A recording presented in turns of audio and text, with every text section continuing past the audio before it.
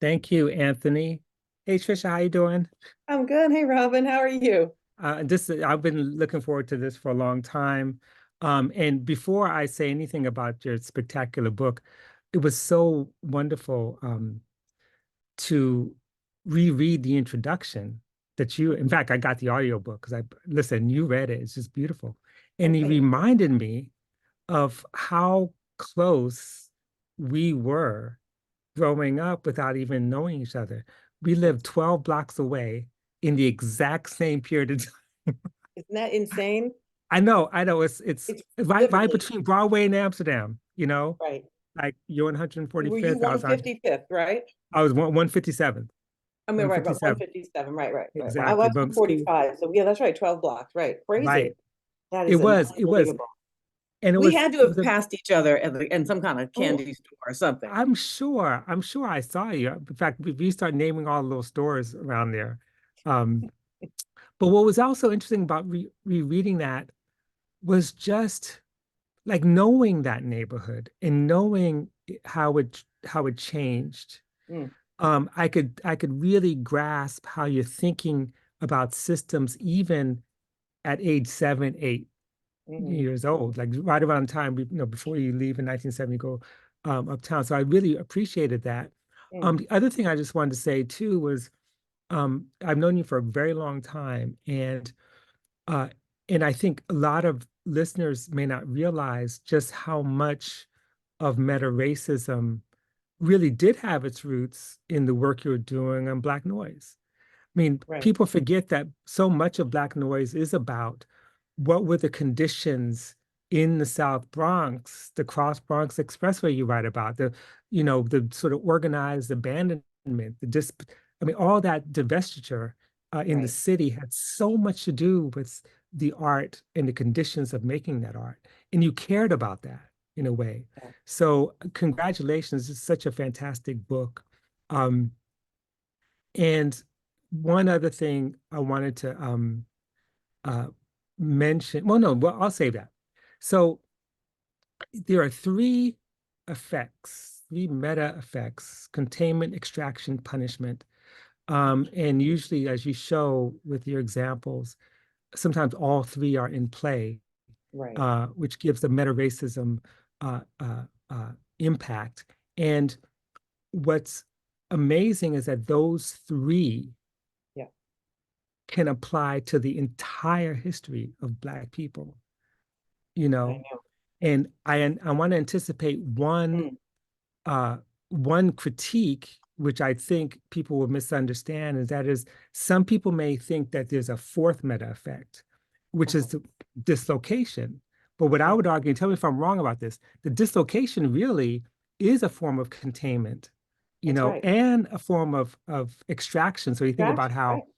dislocation, Right. like you write about land theft in the Right. book, Right. the massive loss of land of Black farmers.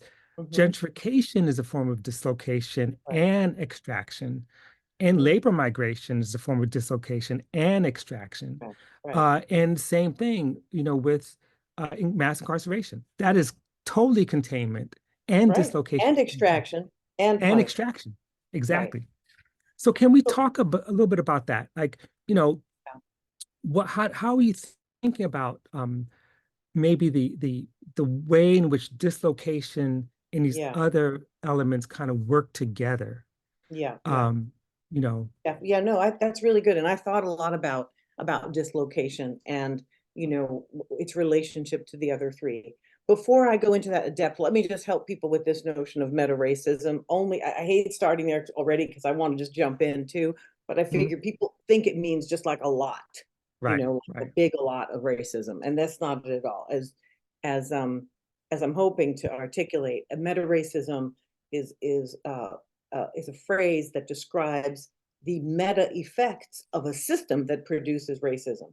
So systems, by definition, are kinds of interconnections of parts that, when they are interconnected, they don't are not neutral. They're just not static. They're in fact having impacts on each other. And in this case, it's negative impacts. You can have positive systems, right? You could have systemic justice, right, where every time two things connect, more justice happens, which is kind of Mhm. my fantasy. But instead, what we have right now is that when these things interconnect, they produce effects that are greater than any one of the parts could affect on its own. So it's not Right. just that there's schools being funded by property taxes, but that Black people's property taxes are generally either higher, but in districts that are lower, but mostly they're lower because their property is undervalued and they lose value over time, so they can't fund schools the same way, which produce other kinds of effects. So when you look at all of these things together, you're like, well, these aren't just sort of things that are adjacent to each other, they're interconnected. Now, after I figured out that part of it, it's like, this is not just structure, it's a system. Right. And as a system, that means we have to figure out, well, how is it interconnected? So the first thing was looking at policies and what they concretely did, right? Broken windows, stop and frisk. As I said, taxing public schools, paying for public schools with taxes. Mhm. But then when I really looked at them as a whole, and this is about 100 policies, across 5 areas, I said, well, wait a minute. Almost every single one of these involves some form of punishment, some form of Mhm. containment, which is, say, public schools being districted by race, by economic capacity is a form of containment as well as extraction, right? I mean, Right. Black kids' intelligence and creativity are literally being drained in the street. And it's punishment, right? Because it's Blackness as risk, danger, and exclusion, right? So you're being punished for that. So when I went through all of them, I said, there's not a single one that doesn't have at least one of these, and most have 2, and several important ones have all 3. Now, when I looked at the notion of a displacement felt to me like a subset of a kind of containment, primarily. Mhm. In Right. that it wasn't just displacing in a good way. You could displace people and then set them up very well. But the extraction and the punishment involved in the containment of Right. deciding when people go. Displacement is a kind of process by which you are being contained because it's forced displacement, sort of, Exactly. and in that sense, and when I say these 3 things are going on, I'm not saying nothing else is going on. I'm not saying there's nothing else ever going on. I'm saying these 3 are really important and they drive the system primarily. Mhm. So that's what I think is important. Again, I'm not saying every policy, every example, this means everything African American has these 3 things, but it was so consistent and so interlocking in terms of effect. It was a profound insight that I thought, gosh, I knew there was punishment. I knew there was a lot of containment. I knew there was a lot of extraction. But you think extraction, you think wealth, you think extraction, you think resources. But if you think about safety net hospitals with really problematic medical care, how could that not be extraction of life, Right. right? Exactly. And Exactly. so we need to think of extraction as pulling all human resources.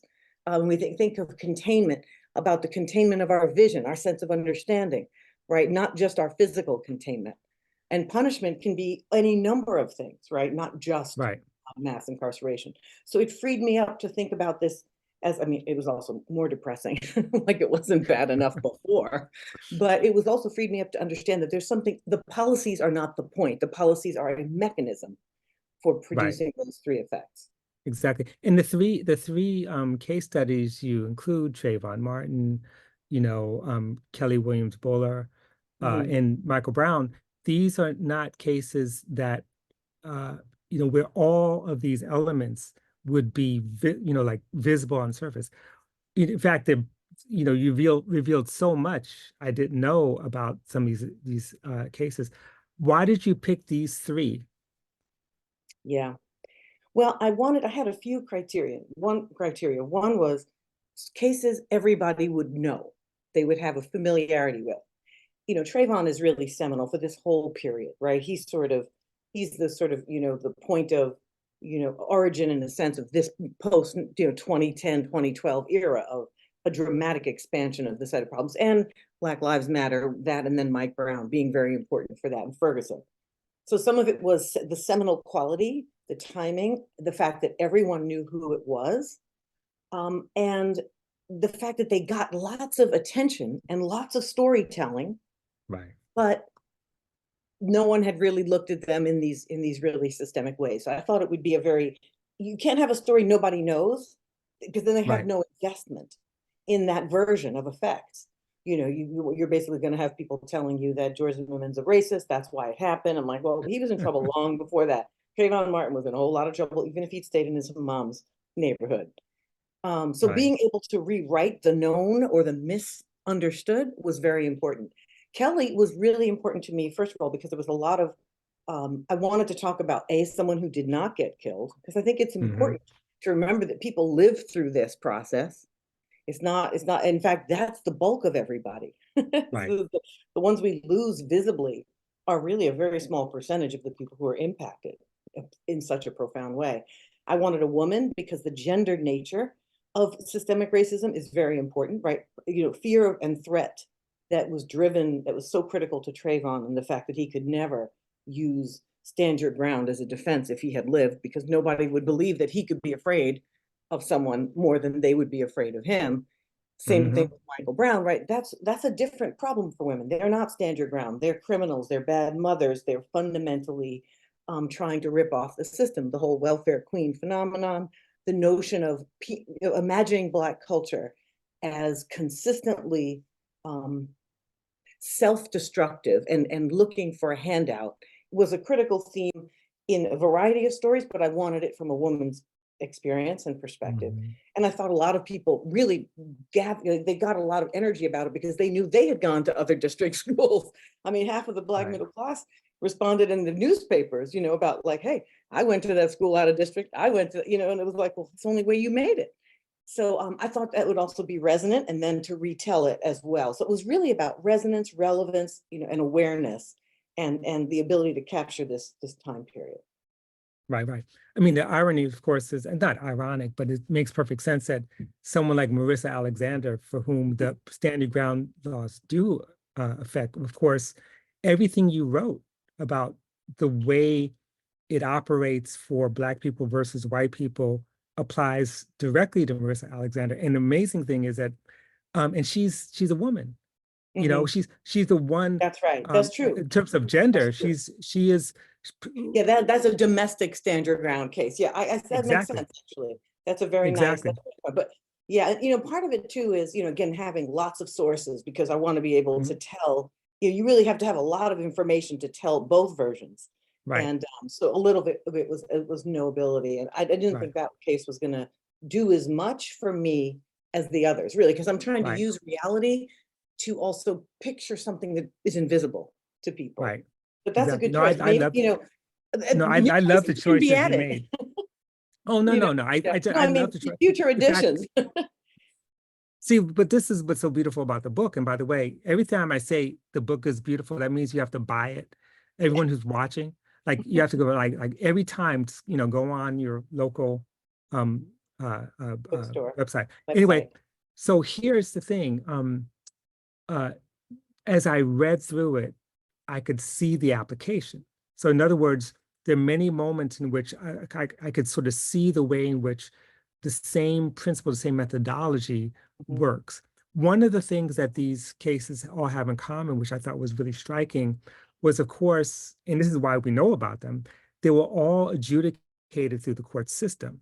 So right. each time, I'm reading and you're breaking down each dimension of the system Mhm, functioning in part to make the whole.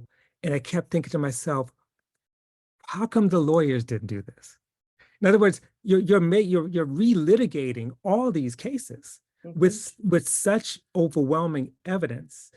Yeah. And I'm not saying that the Mm, courts would automatically, but you're making such a strong case. So what are your thoughts about mm, one, um, relitigating in some ways, but yeah. also more importantly, this approach as uh, a form of litigation, as a form Mm, of legal defense. right, right. And I That's have really an interesting. example. Yeah. Yeah, that's really interesting, Robin. I didn't think of it as legal defense, although it had a litigation, a litigator's quality about it. And the reason I didn't is because I wasn't engaging with the policies as laws and their Mhm. relevance to legal, statutes and historical phenomena. Like, it's not my area, so I didn't touch that. But what you are right about is that everyone touches the criminal justice system in some way. Right. And it is an important mechanism for containment, extraction and punishment, because it's not the only place, but it sets it once you get labeled and placed in its network, whether you're in Ferguson and just getting a fine for having a little tiny kiddie pool too close to the street in your tiny house with a tiny front yard, where else you gonna put it? Can't see your kids in the back, right?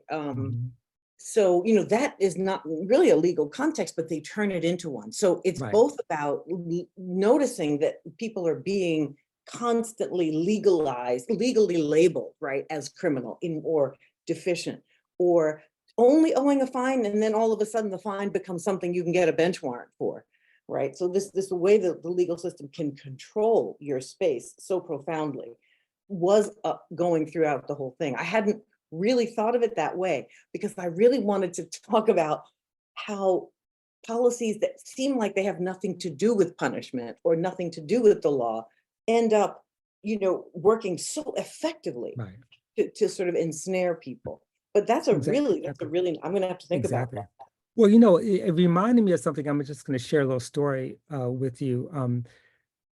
Because what you're arguing, I think, is a powerful way in which lawyers could make an argument about systemic racism, explaining certain phenomena. So there's a story of James Johnson. James Johnson was an auto worker in Detroit. And he, imagine, okay, so this dude, he works on the line, there's a speed up, he doesn't want to go along with it. So his foreman gives him a suspension. He goes back home, gets a gun, and kills the foreman. Now, Ken Cockrell, who's one of the most brilliant attorneys, also one of the founders of the League of Revolutionary Black Workers, defends him, and he says, we're putting Chrysler on trial. And so what he did was, he did exactly what you did. That is to say, he got Johnson's friends from Mississippi, flew him up so that they could testify about the racism that he endured as a child. He talked about the fact that he was 5 years old and saw a dismembered body that had been lynched, about how his treatment in the Army was so racist and terrible, his work history going from one bad job to another. Then he brought the jury and the judge to the plant. This is Eldon Avenue. Okay, wow. And had them look at firsthand the conditions of work. To speed up the conditions of work, all the industrial accidents. And you know what? He not only got, the jury said he's not guilty, and he got workman's compensation. That is brilliant, because he said, that is, it's not good that he killed the man. The supervisor, was also caught in the web, but you're right. Exactly. It is nice to imagine a reversal. But see, here's the thing, Robin, that's a really, really interesting parallel.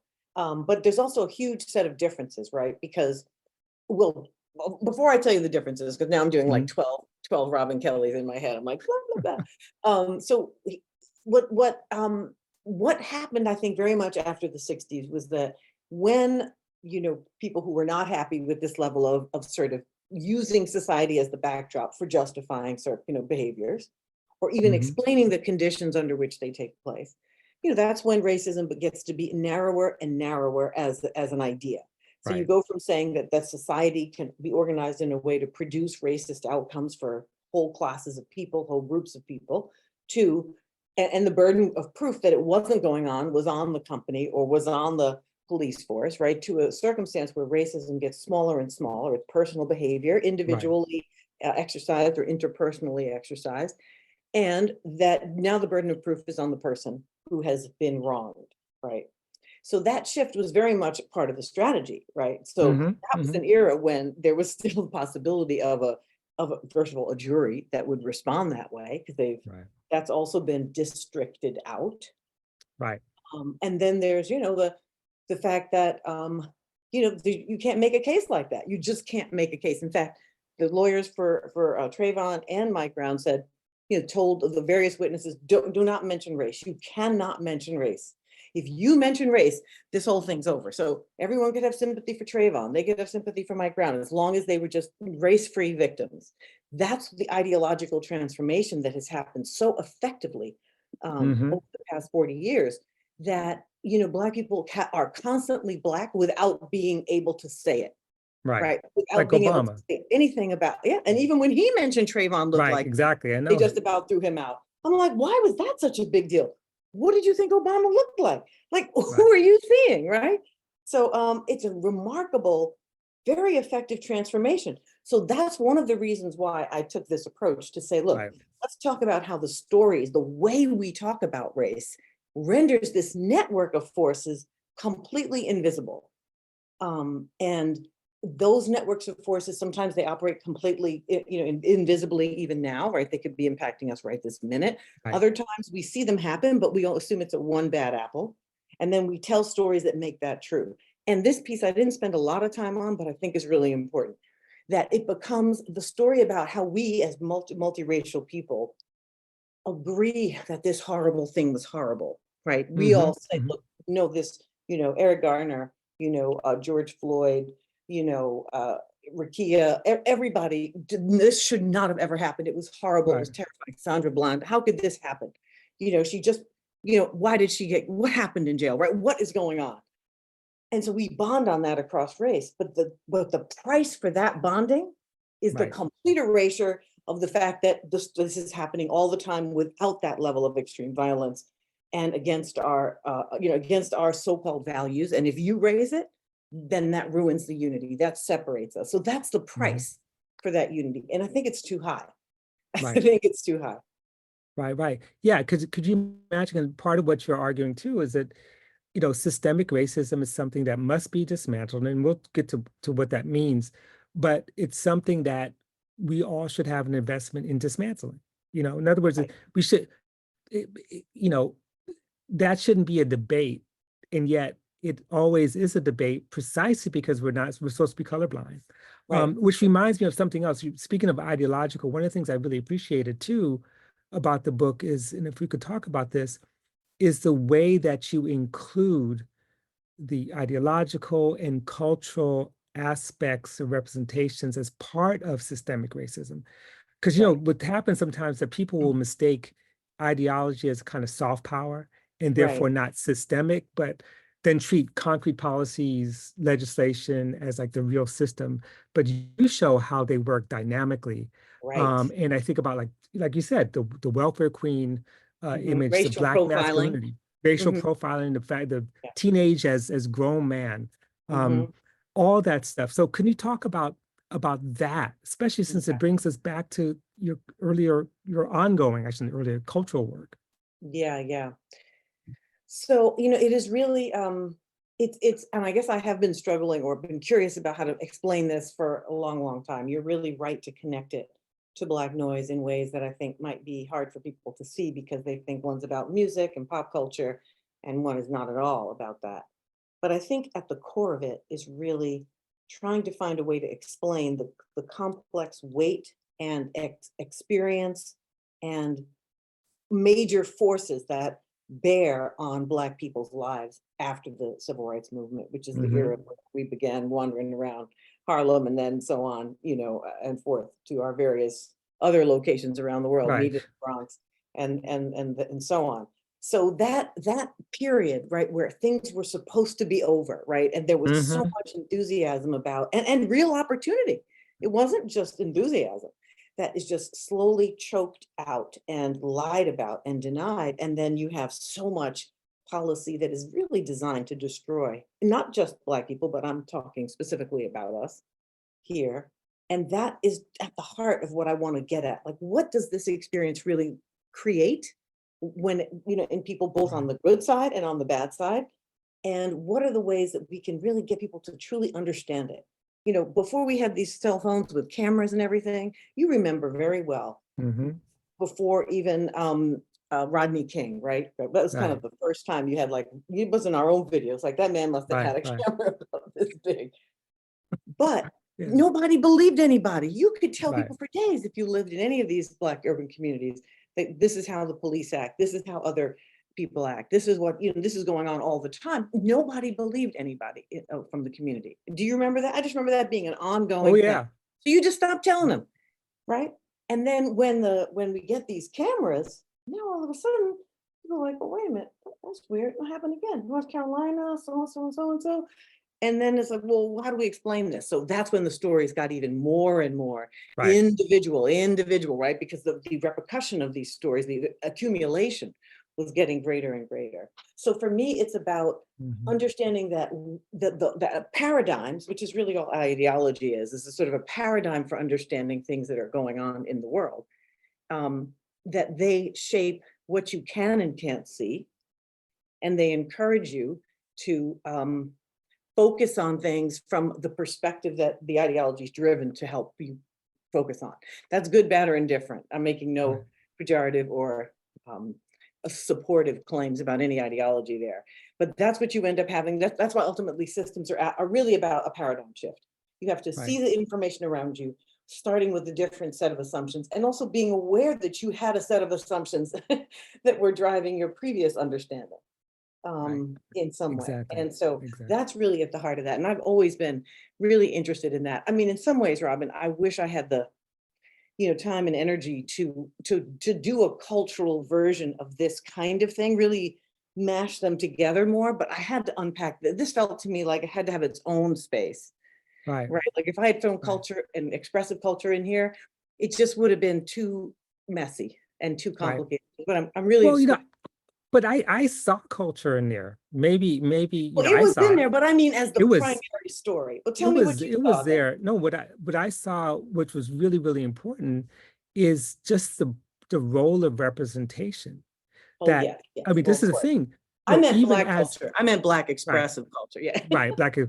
Yeah, Black. Well, you know what? I mean, that's that. I think that's there too. That is to say, as soon as I said it, I'm like, Robin's gonna disagree. No, it's all there. I mean, Black expressive culture, not so much in a commodified form, but certainly in a cultural, in an expressive form in terms of the right of Trayvon and Mike Brown to be the Black men, the Black boys that they were. You know, remember all and again, you address this in the book, all the images. You got the right with the middle finger image. You got the liberals with the cap and gown, and realizing the cap and gown is itself a kind of chimera given the kind of education that he got. It's another extraction and punishment and containment. Exactly. All three. Exactly. It's all there. When I realized what Vatterott was, when I looked into it, I was like, oh my gosh, this is even worse. I mean, they were like, oh, so if you had lived, right? And so, you think to yourself, there's so many ways in which this can happen and be invisible. 80-90% of those schools were in poor Black and brown communities. Something like 5% were in poor white communities, right? Why? They don't need to go to Vatterott? Why not? So yeah, no, I wrote about Vatterott. But I gave the Toni Morrison lectures. I talked the whole thing about Vatterott and how. Did you? That was like is it out? That was in 2015. Yeah, but I haven't. Why did I? Yeah. I haven't not read that one. Yeah, no, because sorry, I would have cited you, bro. I didn't even know about it. No, I'm not. They weren't even published. They're now in the book that I'm working on now, but it was supposed to be for the thing. Anyway, that's unimportant. But yes, Vatterott's a mess, and that was before they actually shut down. That's right. Yeah. Okay, so with time is running, I'm going to skip over. I'm going to say one thing, then I'm going to ask a question. The one thing I also want audiences to recognize, though you don't have to address this, is the importance of activism in all of the chapters, especially with regard to Ferguson, and that much of what you reveal is that activists bring out maybe not all the elements, but some elements of systemic racism, and force people to a reckoning. And what I really like is about how at the end of the book, you talk about 2020 as really blowing the lid off of some things and forcing people to really reckon with systemic racism. Now, having said all that, here's my question. I was waiting for reparations. I know everybody's waiting for reparations. I swear, Robin, that is the question of the day. Well, this is why you make the best case I've read and then let me be very specific here, because you actually don't have to say it, but when you talk about of the leverage points, Mhm. reversing systemic system outcomes, right? Reversing in some ways is a form of a kind of repair, a form That's of kind of readjusting. And so you do make a case for reparations. Yeah. So talk about that. And maybe that might be a chance to talk about the sort of leverage points. Yeah. I mean, I think so. Here's what so here's what I tried to avoid overall, and here's what I was hoping to do. So let me start with why something like reparations is not in there, and really why I did not talk about activism a lot. I could have talked the whole thing. I could have talked about Ferguson through activism and through, the police behavior during the protests. But But that was Tricia, wait. I'm telling you what you do. You keep saying that you're not doing what I read. no, It's no, no. it. Oh, no, I know, but I'm saying I could have been more prominent. Oh Okay. yeah, but it was perfect. It Okay, was okay, the okay, okay, great. perfect balance. Trust me, Okay, well, here's it why was a I perfect didn't balance. explicitly talk about reparations. Until we have changed the paradigm a bit, right? I feel like Mhm. there are certain words and certain conversations that stand in for requiring rejection of a Right. transformation. So you start with defund the police, or you start with reparations, and now you're not even having a conversation, even with some Black people, right? This is not a racial complete divide on this matter. And I Hmm. want people to walk away from every situation going forward with an entirely different understanding of what's happening and a new set of questions. And I don't want to interrupt that process. That's what I'm trying to do, because that's the only thing that's going to get carried forward. There's going to be a debate about reparations for law, God knows how long. And I don't want this to get mixed up in it. Now, that said, this is a great basis for why one needs to seriously be engaging in reparations.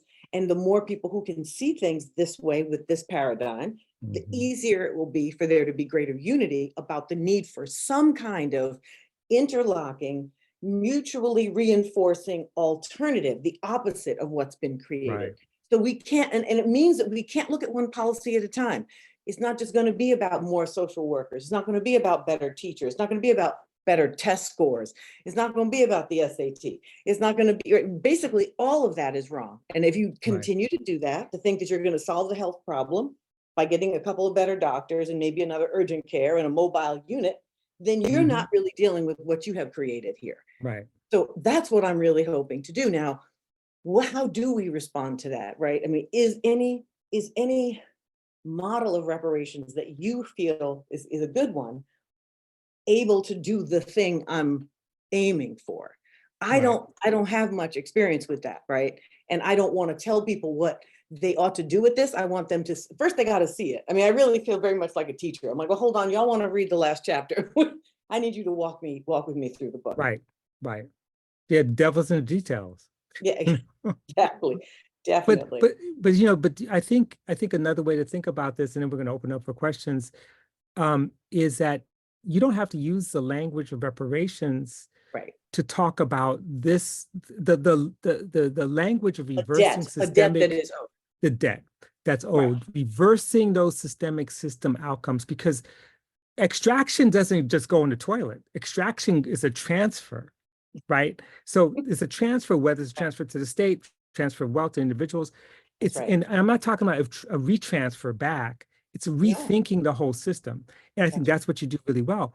But I would also add that the one case, ironically, where there is a demand for reparations in the book is when the school board asked Kelley and Williams Bowler for money for public school for But using those facilities, which of course it was thrown out. But the fact that the audacity, that's the same to me that's as reparations for slave masters yep, for loss of their slaves. exactly.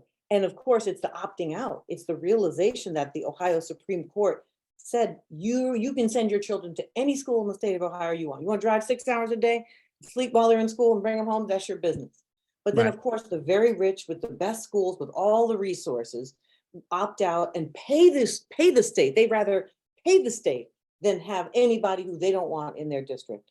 And yet, Hmm. this always has nothing to do with race. It always has nothing to do with exclusionary hoarding of privileges that were never earned, and that were secured. And so, how do you get people to understand that just by isolating on that. You have to say like, well, here's the whole picture. You have to look at Right. West Akron first. You got to look at the highway that Right. continually destroys people's communities and then makes those schools even harder to learn in. And so now, of course, there's going to be more push factor.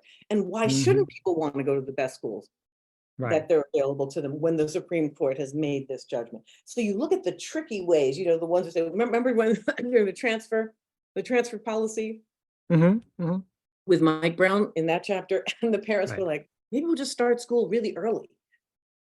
You know, they were like scheming to figure out how to make sure even the kids who had the right to transfer, because Normandy schools were unaccredited for the entire time he went to them. Right. Right. Then they said, Right. well, let's make a new name for this, for that process, because there's no transfer support for, you know, not accredited. I'm like, oh my God, these are regular people. Right. Right. So, No, you know, people have that's to so own true. up to that. Right. No, Yeah, it's it's heavy. amazing. Okay, so Anthony is going to come back and we're going to take some questions. I could actually, there's a couple questions already in the Q&A, but I'll let Anthony handle that. Yeah. Okay, sorry if my internet flickers in now. It's raining quite hard where I am, and I've had a few glitches. But anyway, let's hope we'll be fine. So, first question that's come up is from Alice, who says, I'm interested in what role statistics play in Tricia's book. These days, it seems that every racist has a seemingly legitimate set of statistics which offer a different conclusion, presumably different conclusion from the non-racist. Is it? How can the layperson, i.e. the non-expert in statistics, navigate this difficult terrain? Thank you. So Tricia, do you want to start on that, and then we can hand it over to Robin if he wants to follow up? Oh, no. Yeah, Robin, did you want to follow up first? I'm happy to hear what you know. Okay, so I mean, the first thing I would say is that there is data that has been produced by social scientists in the book. I do not conduct original research that is statistical. That's not my purpose, and that's not what I do. But these are all highly credible sources. I'm not using, you know, marginal sources. They're in all the major journals. Most people who cite these use statistics to come to conclusions that seem antithetical to what should be coming from them, are cherry picking a very narrow framework. They're not using a systems approach. It's that narrow framework that allows for the illusion that that specific statistic is both the proof of their thesis and their paradigm that they're not admitting is operating. So what I'm doing is trying to force an opening in that kind of framing so that they can't get away with saying, well, Black people do all the crimes. Say, okay, so now let's unpack how that happens, or why and when and under what circumstances. So then it becomes, you just have to ask other questions if you're genuinely curious. Now, if you're just a hack, you're a hack. I mean, what can I do? I'm not going to spend my time with that. But the key there is to think about the relationships that are being established. So you might, Alice, read my book and disagree with me wholeheartedly. But what I hope will also happen is you'll be able to see the underlying intention of other people's arguments as you move along, because that's another purpose here, to get people to think, you know, have a different way of interpreting things because they're related in the ways that I'm trying to illuminate them. Right. Definitely statistics can be manipulated to do a lot of things. Yeah, and sometimes they don't use statistics to make certain claims. But one of the beautiful moments in the book, the chapter on Trayvon Martin, where you show that, what is it, like 3% of the burglaries in the area at the time were identified with Black Black people involved, and the majority were not. And yet the assumption on everyone's part that it had to have been Black men committing these burglaries. It's the same thing with stop and frisk. You know, they had to have done something to be stopped. They had to have done something, right? It's always you had to have, right? Yeah, and that's not based on evidence at all. No, but that's the amazing thing about the normalization of the kind of racial fear and the legacy of ideas and histories and medicine and theory and academia and police and government that have just coordinated this way of understanding that people don't even have a language for. It's just the thing that is. So you have to just walk all the way through in order to unpack it. And maybe even some will come out the other side and just trash it because they're like, I don't want to hear this. But that I think is one of the things, is to sort of, make that more visible. Mhm. That's right. Thank you so much. So we've got a couple of questions that have come in from anonymous attendees. I'll start with one. This is directed specifically to Tricia, but of course Robin can follow up on either the original question or Tricia's response. So the question is, what more can you say about how the ways we normally talk about racism occlude an accurate understanding of how racism works?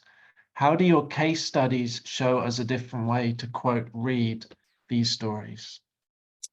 So I think there's a perfect place in the book for this, Robin. You tell me what you think. But I opened, I think it's the second chapter, not opened it, but with two versions of the story about Ashley and the mom Melody, a mother-daughter team. And I'm basically explaining that the way we would normally understand their story, and the way it would be described, would totally obscure, right, the systemic purpose. So basically it's on page 42, which is, so I've done all this theoretically explaining what is meta racism, what is a system, how does it work, and then I basically try to tell the story. So imagine, anonymous person, that you're listening to a story on the news and they're saying, oh, there's a horrible situation. This poor single mom couldn't find a place to live and spent all this money on a loan that with higher interest rates and subprime terms, and then she goes to somewhere else, and then the house is falls apart, and then the kid can't go to a better school, and you hear all this, you're like, oh my gosh, this is terrible. And that's that moment of cross-racial unity, right? This is a Black mom and a Black daughter, and everybody sees it's unfair.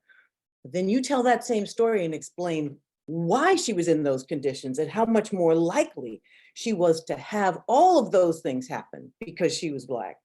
And that she wasn't just one of everyday people experiencing the same kind of struggle. She was actually targeted for having that level of struggle. She was contained, punished, and extracted from. And that means her condition is categorically worse than another woman in her shoes would be on average. I mean, there's no guarantee everybody has the same experience. But my point is that by seeing what is made visible by those kinds of details, it changes the entire story. I mean, you're all of a sudden, you're like, well, wait a minute, why is she having all that going on? Other people wouldn't, right? And so it's not just the case studies that do that. There are a couple of moments earlier. I thought that's the clearest way of showing how the way we tell stories create this false emotional connection on grounds that make us feel bad and good about bad about the situation, good about the connection across race, and then make it impossible to tell the truth. It's Robin's way of saying that. Yeah, no, I completely agree. I mean, it also reinforces the danger of the kind of workshop, personal anti-racism stuff that people make a lot of money doing. Yeah. Because those stories are exactly the stories that are used to do the kind of emotional work, the individual work. Right. So yeah. And also, what else it does? It puts us in a position of having to ultimately agree that class is what the problem is. Right.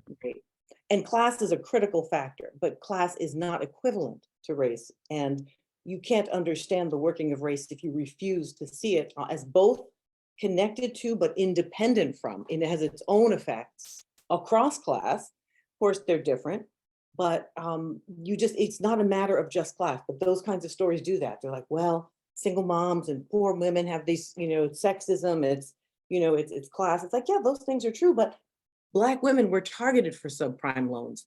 And for reasons that are unusual, we actually have documents. So, Wells Fargo, there was, memos making it clear. That's very rare that you get that kind of proof. But that means everybody isn't the same in those conditions. Those outcomes that we see are related to an intention. Right. I mean, your exact words are race is not a subset of class. Right. That's what I remember. Am I right? Yeah, because, and I'm not rejecting class. Right. Obviously, Exactly. Class is a horrendous form of exploitation, but it doesn't stop, poor whites from being so hostile to their Black partners in economic, coordination to create all this hostility and horror. So we can't for a minute act like this is somehow, you know, an equivalency that we can Right. Right. Can I just add one more thing to that? Because there's something that you do, I think, really profoundly, and that is that you don't ignore class. In fact, you see class as part of that system, and you show exactly how they act. How they, as Stuart Hall would say, they articulate.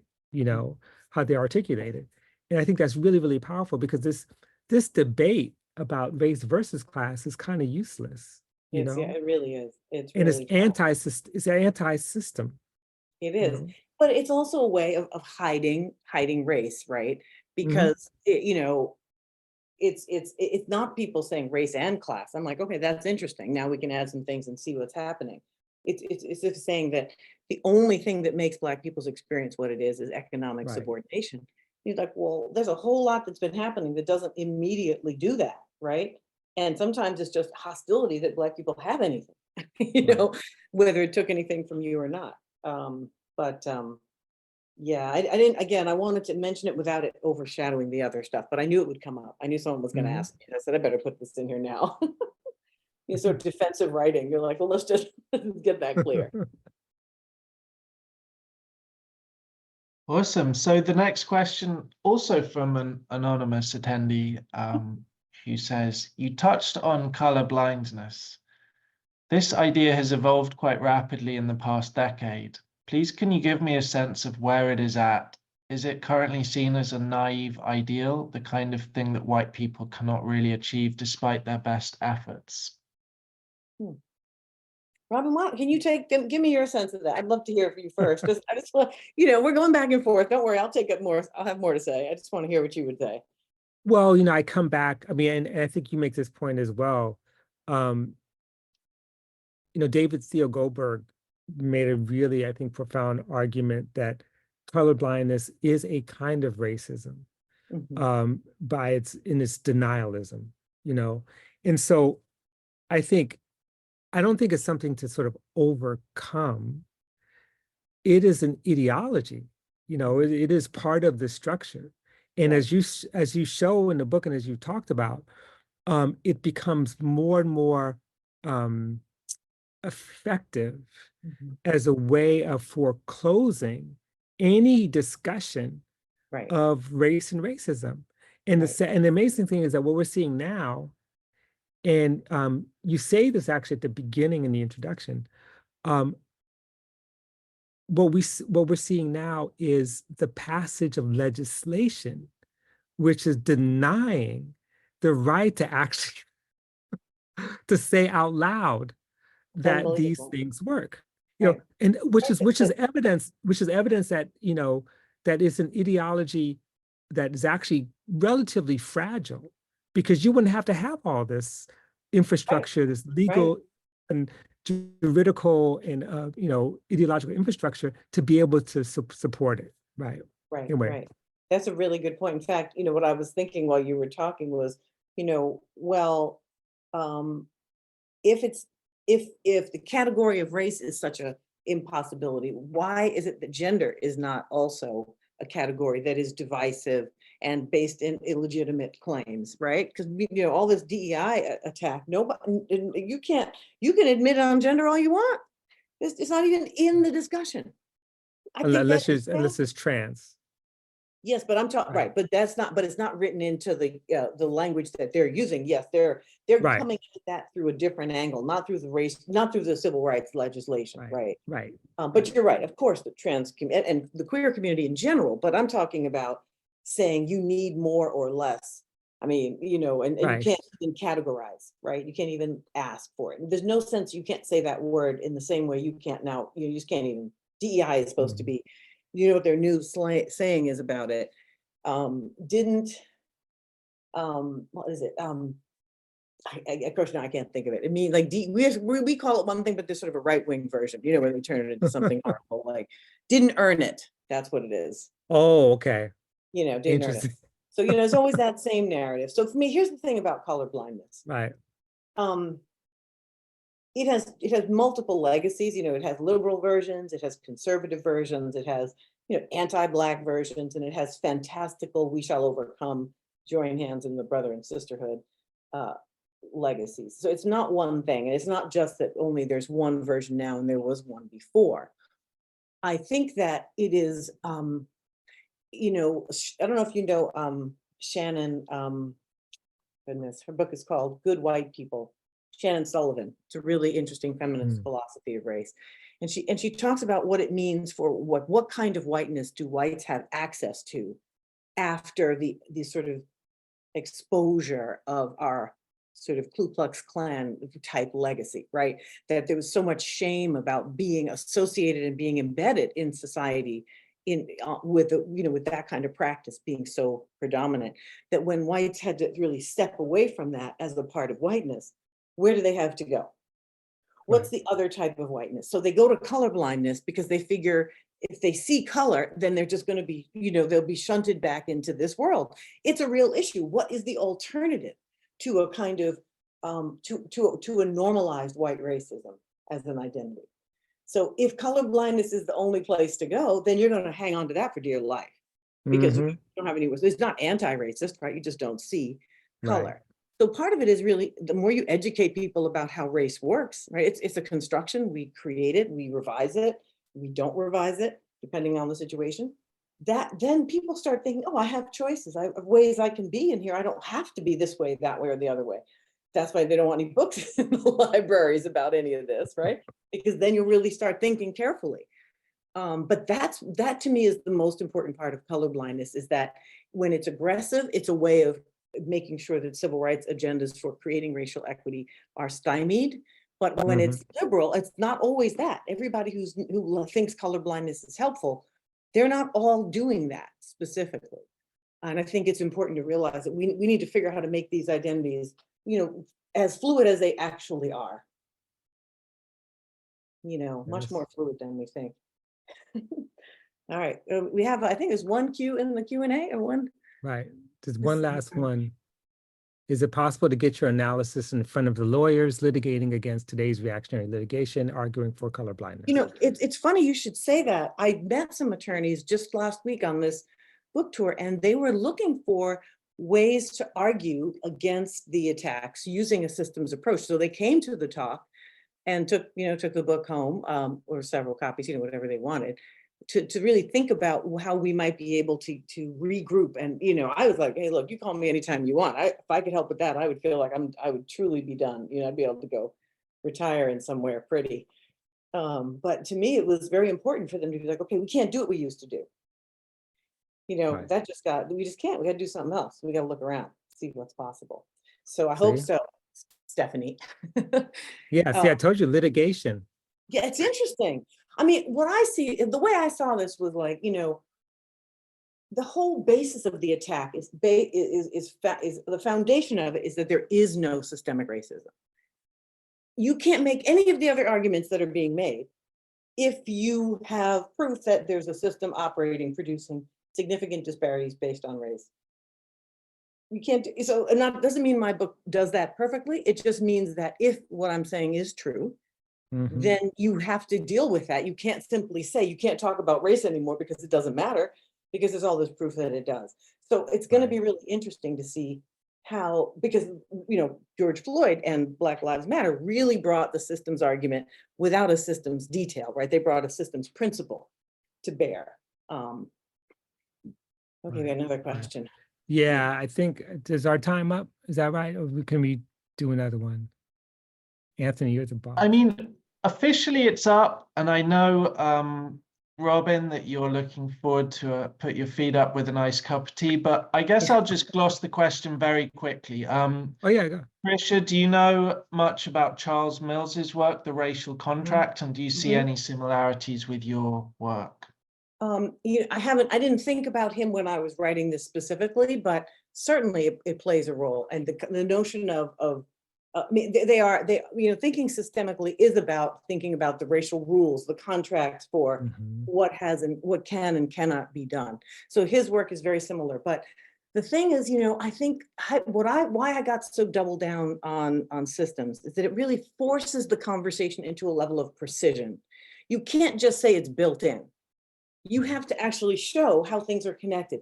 And while it's incredibly exhausting on the front end, it pays off, because then you force someone else to have to tell you how it's not connected, right? You just say structure and anything can be, it's very easy to push that apart. So that's what I would say there.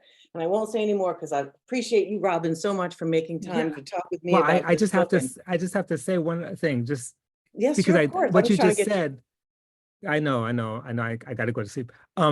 What you said is so, I think, important too, in terms of the way Charles Mill's work is read. So for example, there's a tendency to talk about anti-Blackness Mm-hmm, and then stop and mm-hmm, say, well, that's anti-Black. And mm-hmm. what you do with your book is you answer the other question, that is, how does it work? Right, What exactly creates the actual material conditions of right, force right, that's anti-Black? Because, you know, you could say the state's anti-Black, but what does it actually do right. to limit outcomes? And that's why I would put you up there. You know, you are one of the few who actually do this work. I think of Ruth Wilson Gilmore as another one who Mm-hmm. does the work of trying to answer these questions. And I Yeah. think that we have to do that. We don't have a choice. And I just really want to encourage everyone to get this book, read it very carefully.